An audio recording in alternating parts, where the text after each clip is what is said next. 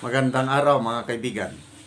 Pag-usapan natin ngayon ang isiniwalat ng isang PMA graduate, dating senador, na merong namumuong galit sa mga PMA graduates, lalo na yung mga retired generals. Pag hindi maagapan, baka sasabog kontra sa administrasyon ng Pangulong Marcos Jr. So, sino itong retired senator na ito?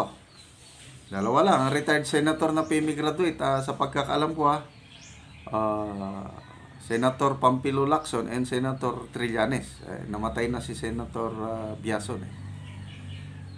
Okay, ito. Pasabog ni ex-Senator Trillanes, PMA class 1995. Sabi niya sa PMA chat group na monitor niya, may mga disgruntled PMR generals na pag hindi naagapan, delikado ang Marcos administration. Pakinggan natin For sure meron yan. Pagka nagkaroon lang ng isang socio-economic or political crisis, itong pwersa nila Duterte, having survived the impeachment, assuming, ano sila? They would just be waiting in the wings to take over when they need to. Yun. And ito, no, yung chatter sa PMA chat groups, masyadong significant. Hindi na ito static. Kaya makikita mo na kung meron sila ngayon, lalo ng palakas ng palakas yan. Remember, iisipin nila pag nakapwesto si Sara, ano yung pwestong ibibigay sa kanila. So merong ganong personal interest na papasok yan. Yung progressive military career na sinasabi natin sa PMA. It could be too tempting for these PMAers to resist. Medyo interesting yung sinabi nyo, no? Yung chatter sa mga PMA chat groups, medyo ganyan. Can you be more specific? What exactly do you mean po? Meron kasing mga maka-Duterte, no? Lalo na sa mga retired ranks.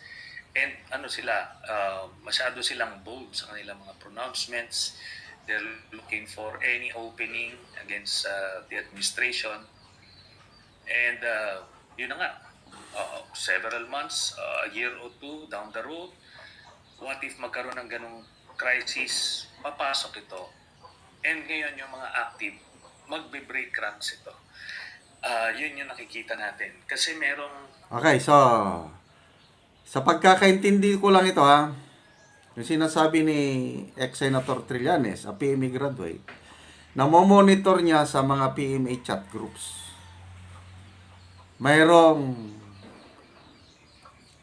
Merong mga pro-Duterte. At posible, sabi niya, itong mga PMAers na magsisimula sa mga retired lang muna, silang magsisimula, bibigyan ng offer na pag makaupo na si Sara, ikaw ang magiging ganito, ganyan. So, very tempting yung offer na ganun. So, itong galaw ng mga retired generals na very vocal, pwedeng makaapekto sa mga nasa active service. Mag-break away. Yon ang assessment ni ex-Senator Trillanes. But ang very alarming, ngayon ko lang narinig ito, sabi nga ni Christian Isguera, that's very exciting. Ano ba? What's the details? So, itong nangyari ngayon kay General Wilkins Villanueva, nako, pag hindi nila ito ma-handle maigi, baka ito na yung sinasabi ni ex-Senator Trillanes na ito ang mitya na lalong iinit ang sitwasyon sa military. Kasi for the first time, sa tingin ko I don't know kung meron na bang unang sinight in contempt na PMA graduate na general na matino pa namang general. Sa mga nakakausap ko, ang daming nagbabout sa integrity, sa character ni General Wilkins Villanueva. Kaya, ang kanyang mga mista sa PMA Class 1988, madami yan, daming general yan. Dalawa ang AFP Chief of Staff na na-produce ng Class 88. General Faustino na naging Secretary of National Defense, General Andres Centino na Presidential Advisor ngayon. Plus, ang dami nilang mga 3-star, 2-star, basta maraming, isa sa mga pinaka-successful class sa PMA itong 88. Yun, sinampulan nila na pinakulong.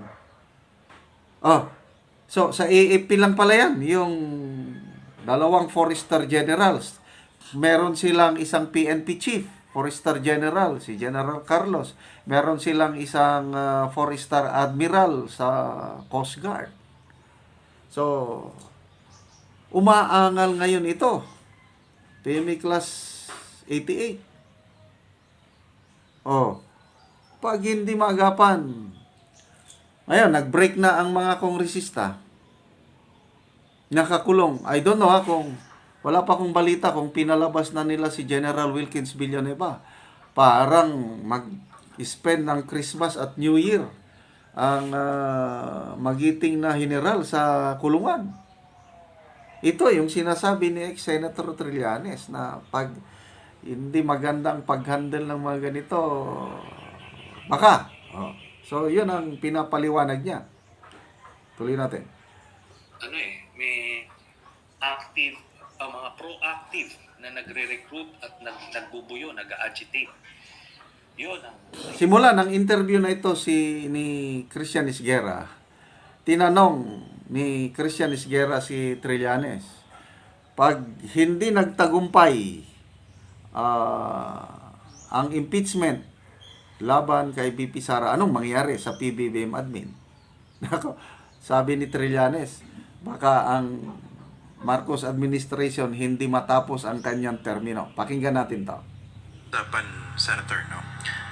Yeah. Ano pwedeng mangyari kay BBM kung hindi ma-impeach at matanggal sa pwesto itong si Sara Duterte at ma-survive niya itong political turmoil na ito? What could happen to BBM? Ako, I'm almost certain that hindi niya matatapos yung kanyang termino kung hindi niya You see? I'm almost certain. Hindi matatapos ng Pangulong Marcos Jr. ang kanyang termino pag hindi nila tuluyang matanggal sa pwesto si BP Sara through impeachment. Anong dahilan niya? impeach si Sara kung hindi mako-convict, kung hindi ma-remove by impeachment.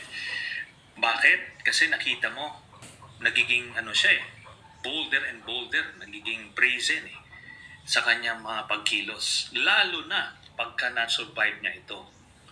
Kasi kung wala kang gagawin, the same, hindi naman yan sila mag-tone down ng kanilang efforts to oust President Marcos. Ang target nila is to get back to power. Si Senator Amy nagpasabog ito, although sabi niya marites lang daw. Kailan? Bantayan natin, may lumalabas daw na balita, usap-usapan lang, na merong nangangalap ng pundo 1 trillion pesos para sa impeachment ni BP Inday Sara. So, gaano ito katotoo?